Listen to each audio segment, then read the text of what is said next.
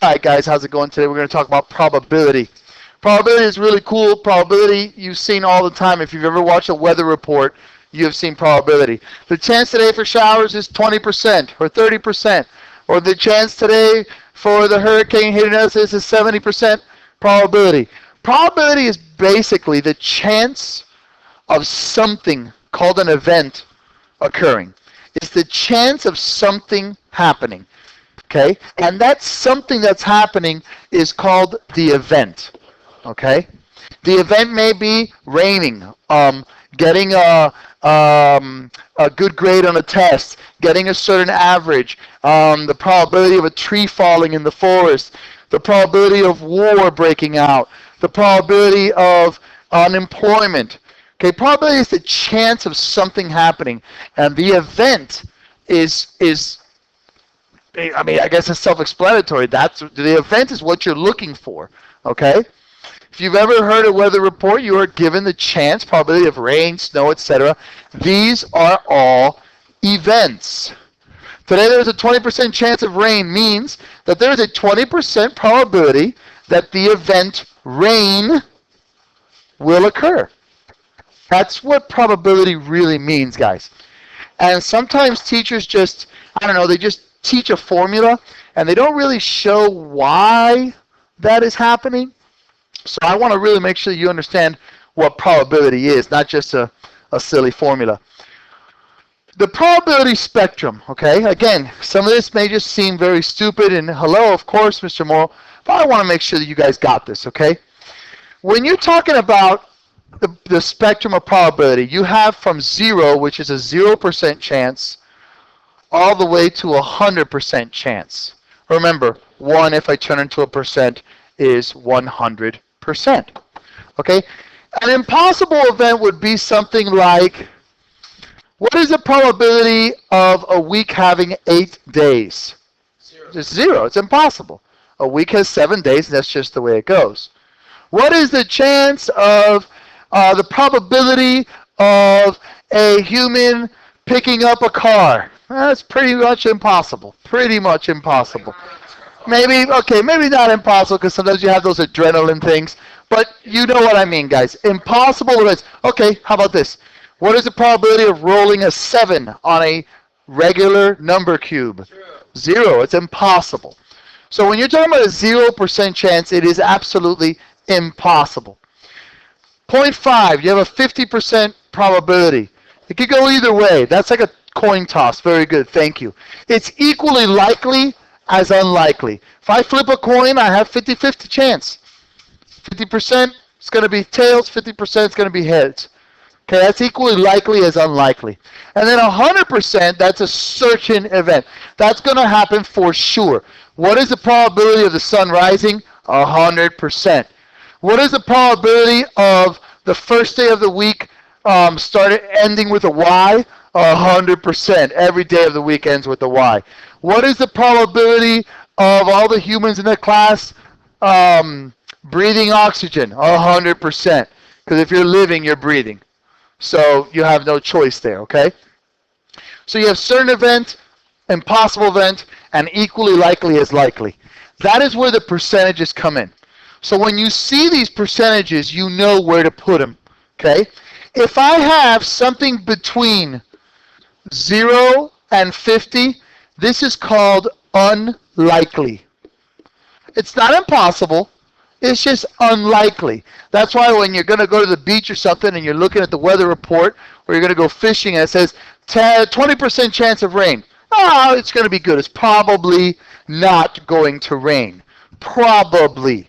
It's unlikely, okay? The chances are small. If it's a 70% chance, though, if you're between 50% and 100%, that's what's called likely. That's why 50% is equally likely as unlikely, okay? You have a chance of either or. Does that make sense so far? Okay, guys. When we're talking about the probability, we have two types of probability. Theoretical and experimental. Theoretical probability. Theoretical probability is what the probability of an event should be in theory. I don't like the formulas that they use. I really don't. So I came up with a formula that works for both theoretical and experimental, and I'll show you why right now. The way that I like to figure out probability, theoretical probability, again, this is all in theory. For example, remember yesterday we did that little experiment with the coins, right? We know that theoretically, the probability of getting a heads is 50%. Why? Well, when you have P, that means probability of an event, okay, it's going to equal the actual occurrence, what really happened, over the total possible. So when I want the probability of heads, well, there's only one head out of two sides, actual over total possible, so that's 0.5, 50%. Okay? That's the theoretical probability. You guys with me there? So that's in theory. Now, yesterday though, we investigated a little bit of experimental probability.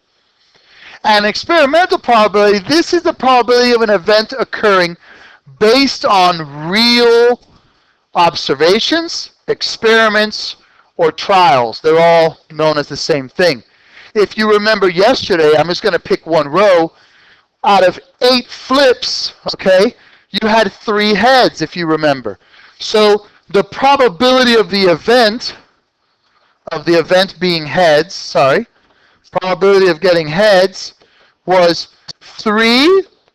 That was actually what happened. We actually flipped 3 heads out of 8 total number of trials. So when we're talking about probability experimental, the real formula, okay, as per any book, is the number of times the event occurs. So in this case, probability of heads. Heads came up 3 times. Divided by the number of trials. We had 8 flips, 8 trials. I can still use the same formula though, guys, here that I use for theoretical. Actual over total possible. Think about it. How many actual heads did I flip? 3. What was the total possibility though? 8. 8. You flipped it 8 times, so the head could have come up 8 times, correct? So however you want to understand this is fine by me. You know me. I'm not very strict when it comes to that. Whatever formula makes sense to you, whatever formula clicks, because it's the same thing. Does that make sense, guys? So experimental, again, based on experiments, based on actual observations. Theoretical, this is what it should be. And according to our mini experiment yesterday, 3/8 is 37.5%. So the experimental in this particular case was less than the theoretical, correct? So you can't always go by theory.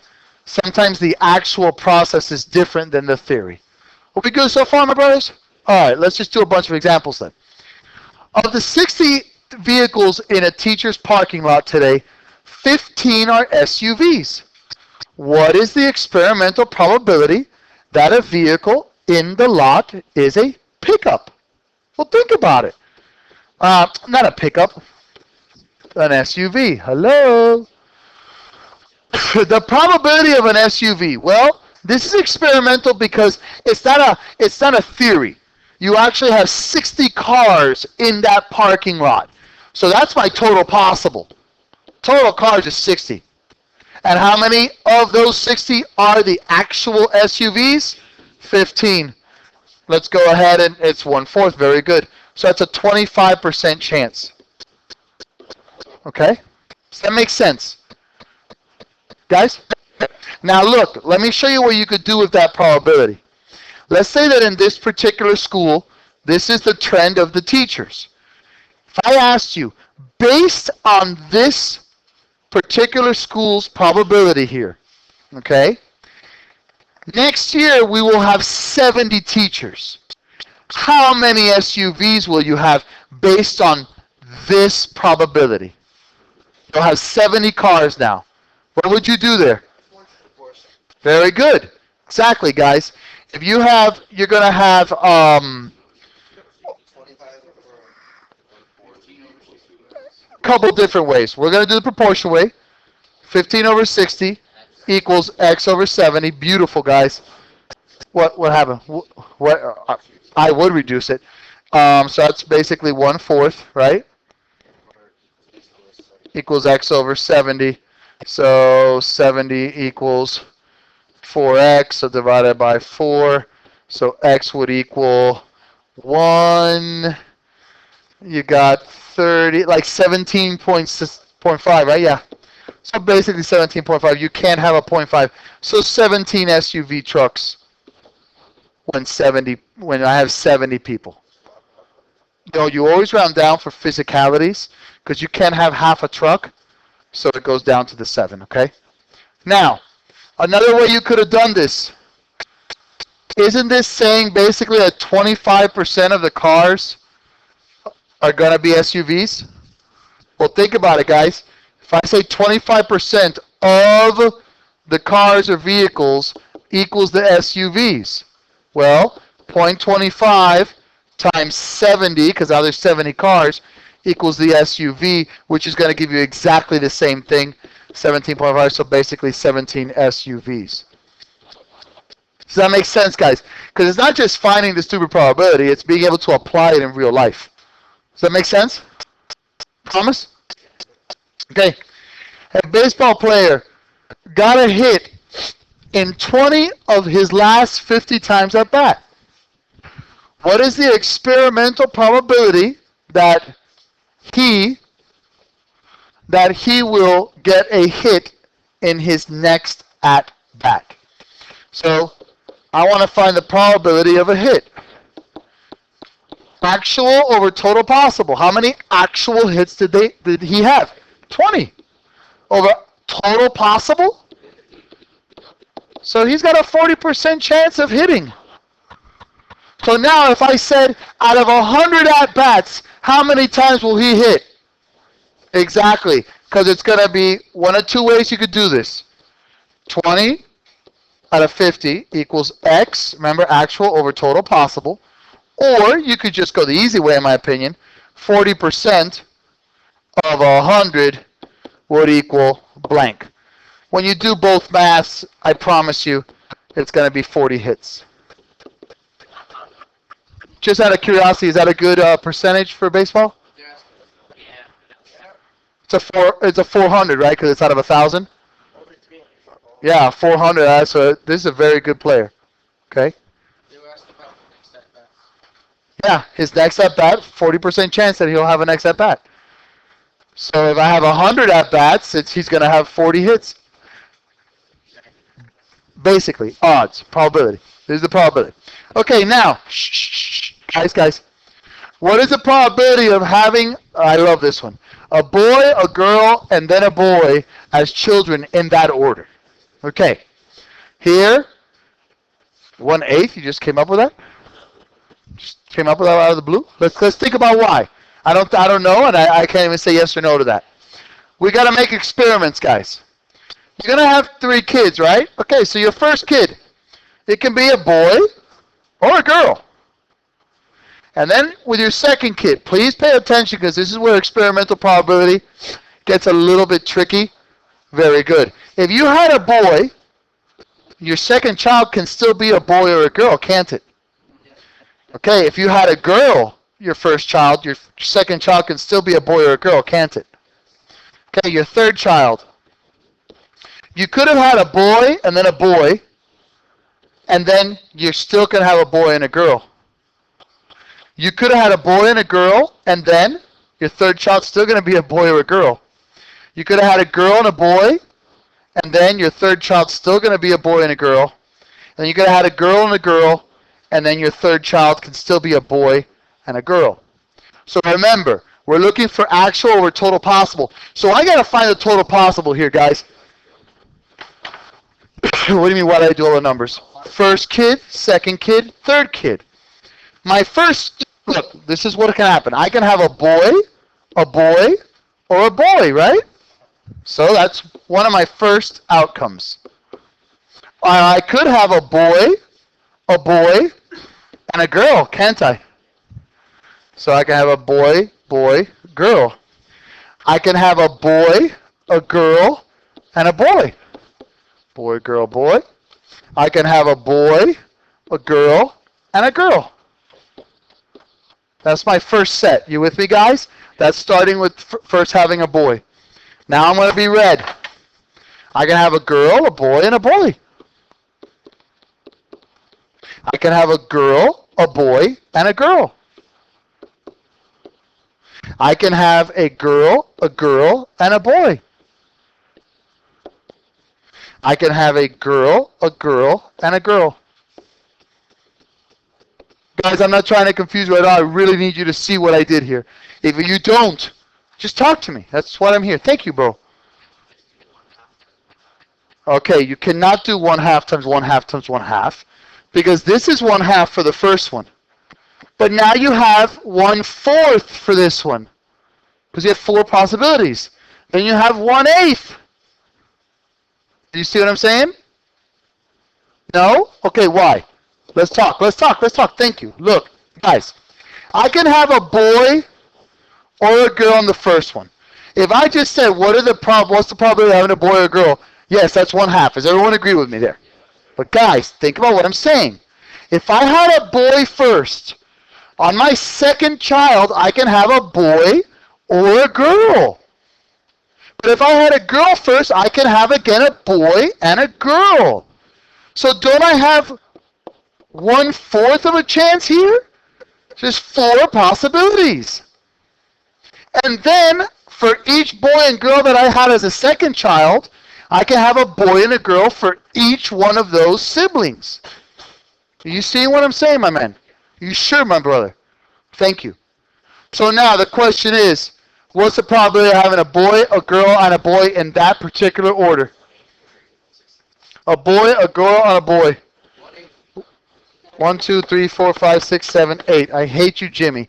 Yes, 1/8. I don't know how he got that right in his head like that.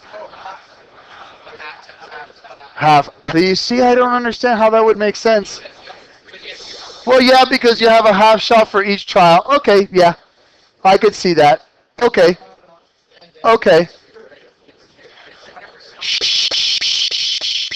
But look, okay. But would that little trick, would that theory work if I said to you, what's the chance of having just 2 girls and a boy? No, it would not work. No.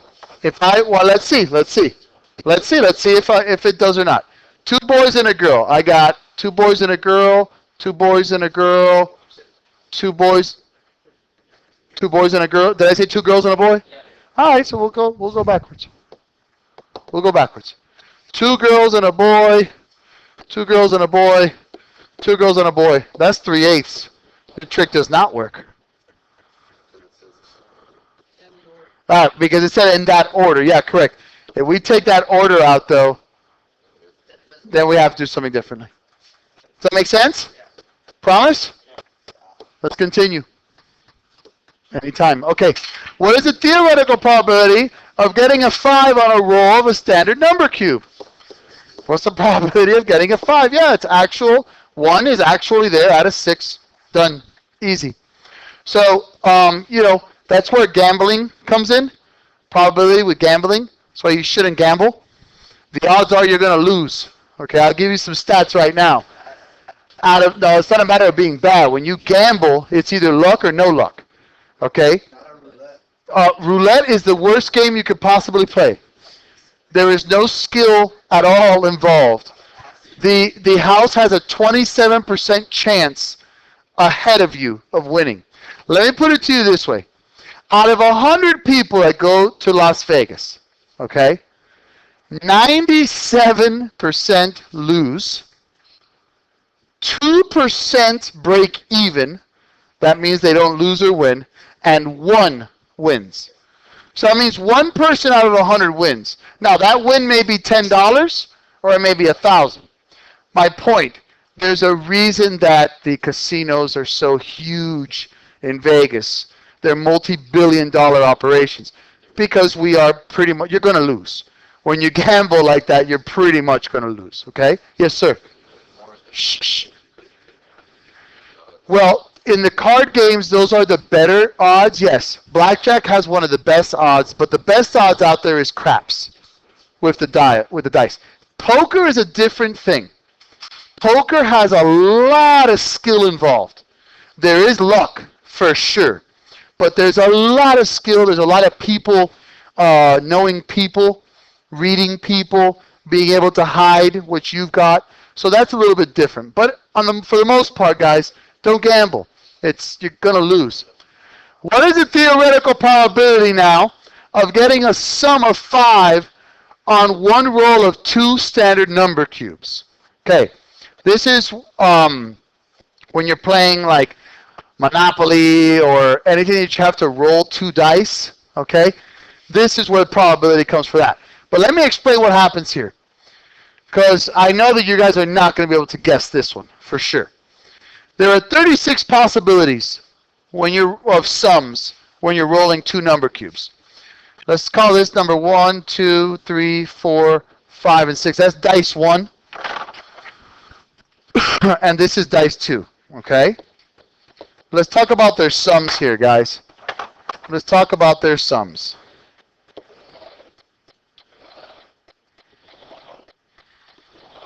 And I'm going to show you how this sums work.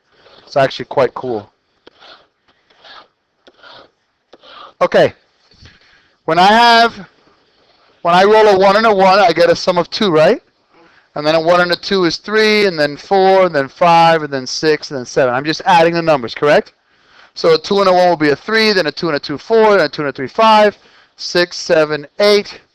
3 and 1 is 4, 5, 6, 7, 8, 9. 5, 6, 7, 8, 9, 10. 6, 7, 8, 9, 10, 11. And 7, 8, 9, 10, 11, 12. If you notice this, guys, there are 36 possibilities here, okay? Let me show you a cool trick of how this works. Have you guys ever heard of the game called craps? Okay, craps is a game based on dice. You roll two dice, or 2 die rather, and the whole goal is to try to get the number 7. If you bet whatever $10 and you roll and you get the number 7, hey, you win, great. This is the most probability you will have. There are 6 chances, 6 ways for you to make a 7. But let's look at the probability here. That's 6 out of a total of 36, so that's 1/6 of a shot. Okay, that's only 17%, not much. But that is the highest probability you're going to get. So what happens in craps is, let's say on your first roll, you only roll, let's say, a 5, okay? Now your new point becomes 5. Now the whole goal is for you to roll a 5 again. If you roll a 5 again, you win your bet. But look at what happens here, guys. There's only 4 out of 36 that are going to be 5, so you have 1/9. So once you've rolled that 5, the odds are in favor of you rolling a 7 again, correct? And that's where they get you. Where you roll a 7 again after you've rolled that first 5, you lose. So that's why they take your money constantly. So how does this work, okay? 2 and 12, they have a 1 in 36 probability. There's only one way to make a 2 and only one way to make a 12. Every other number can be made, okay, up to 7, and then from 7 and beyond. You'll see how this is. You subtract 1 from the value. So for example, there are 2 ways to make a 3, right? 3 minus 1 is 2, right? There are 3 ways to make a 4, correct? We already said there are 4 ways to make a 5. There are 5 ways to make a 6. 6 ways to make a 7, and now it works backwards again. There are 6 ways to make an 8. 5 ways to make a 9. I'm sorry. 1, 2, 3, 4. Yeah, 5 ways to make an 8. Yeah, 4 ways to make a 9. 3 ways to make a 10. 2 ways to make an 11. That table you can make anytime you want. It's quick and easy. And whenever they're giving you probability questions with 2 die, you got to use this table. So now, what is the theoretical probability of getting a sum of 5 on one roll of 2 standard number cubes? Okay, 1, 2, 3, 4 out of 36. 1/9 is your probability. Is that a good chance? No, not too good. Not too good at all. What is the theoretical probability of getting a sum that is an odd number on one roll of 2 standard number cubes? Let's go ahead and highlight these because I've colored this up pretty well today. So let's go ahead and highlight this. Okay, odds. Let's talk about the odds. Okay, so we got 1, right? 2, 3, 4, 5, 6, 7, 8, 9, 10, 11, 12, 13, 14, 15, 16, 17, 18. Right? 18 out of 36. So that's a half. Probability of getting an odd number is 50%.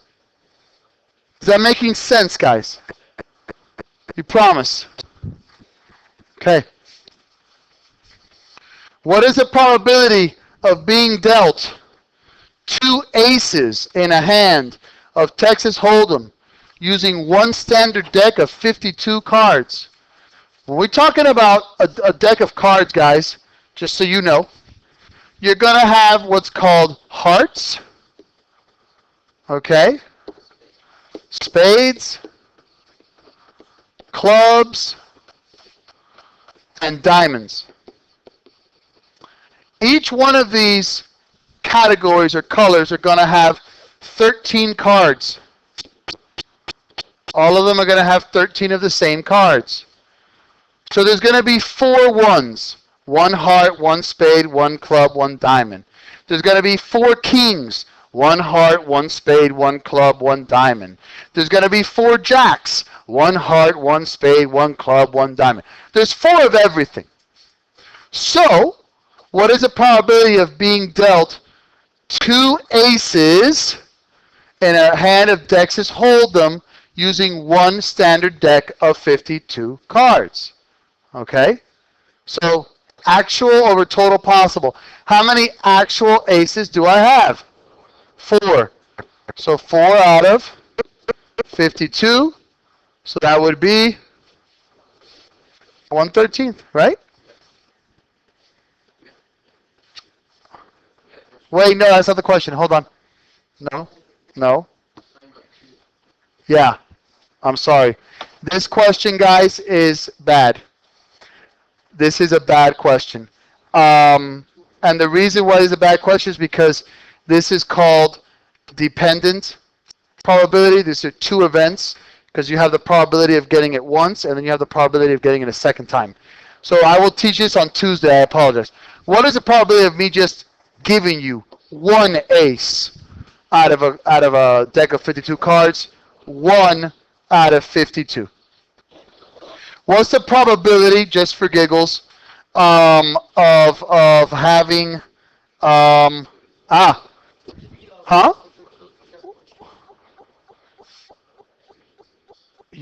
Yes. I was testing you guys. Yes. Because there's 4 cards. Okay, what is the probability of getting a heart? Just a heart. It's going to be 13 out of 52, right? Because getting a heart would be 13 out of 52, which is 1/4. Does that make sense? All right, guys, we're done. Yes, sir. That's exactly what it is. It's 1/13 times 1/13. You know what? We've got some time. Let me go ahead and go a little ahead. I'll explain this on Tuesday as well, but because my boy is a genius. Okay. When we're talking about probability of different events, okay, you have something that's called dependent and independent. As we know, independent depends on nothing, okay? Dependent depends on something. In this particular case, if I went to the original question, let's go back to the original question, okay? And I asked, what is the probability of being dealt 2 aces in a hand of Texas Hold'em from a deck of 52 cards? Okay, let me explain what this is going to happen. When I go ahead and I'm dealt an ace, that ace is gone, right? That ace does not go back into that deck, correct? Once I have the ace, that's my ace, and that cannot go to anyone else. Is everyone with me there? Okay. So this is called probability of dependent events. Because when you gave me an ace, okay, my next probability depends on that fact. So these are called dependent events. And the way it works for dependent events is the probability of A, comma, then B after A. That's a dependent. Basically, sometimes they call this with replacement and without replacement. With replacement would be like you have a bag of marbles, and I say, what's the probability of choosing a marble that is red, but every time that you choose a marble, you put it back in? Are you changing the total pool with each grab there? No. So that would be independent. This is dependent. They gave you a card. Now I don't have 52 cards anymore. Now that the dealer has 51 cards, correct? Okay. So it's going to be the probability of A, then B after A. So what is the probability of getting an ace and then an ace? Well, it's going to be 1/13 times, no, wrong, no, 3/51, right, 1/17, yes. It's going to be 1/13, right? Let's just do this the right way so everyone can see this. There's 4 chances out of 52 to get an ace on the first shot, correct? Times 3 aces out of 51. Does that make sense, guys? So this is going to be 1/13 times 1/17, and that's going to be 1 and 17 times 13, 1, 2, 5, 7, 1, 1, 2, 1. 1 out of 221. Not much of a chance. But it happens all the time, doesn't it? If you ever watch the World Poker Tour or Texas Hold'em on TV, it happens all the time. If you were to actually find it, like during a game of Texas Hold'em, you also have to find people you're playing with, right? Well, this is just my probability. It's my theoretical probability. This is not experimental. Alright. Experimental, it may be even worse. Yeah, because you'd have to find out cards there. Everyone Correct. Correct, sir. Yes? What are the odds? The reason why it happens so much because it's like 6 people on the table, so it's like divided by 6. Correct. Yes, sir. cards. Yes, people count cards, yes, all the time. This isn't, I'm not much of a card counter. That's a little bit of a different system from the little that I know of it. It's more like and that's different because there's more than one deck. So yeah, no, I'm not talking about counting cards. I'm talking about just straight up probability. Okay, straight up chances of something happening. So probability of dependent events, it's going to be, the way they'll usually do it is, actually let me put it over here. The equation would be probability of A times probability of B after A. So after you've already taken in account that A is gone, now you can multiply by the probability of the next event. Does that make sense? Awesome, guys. Great.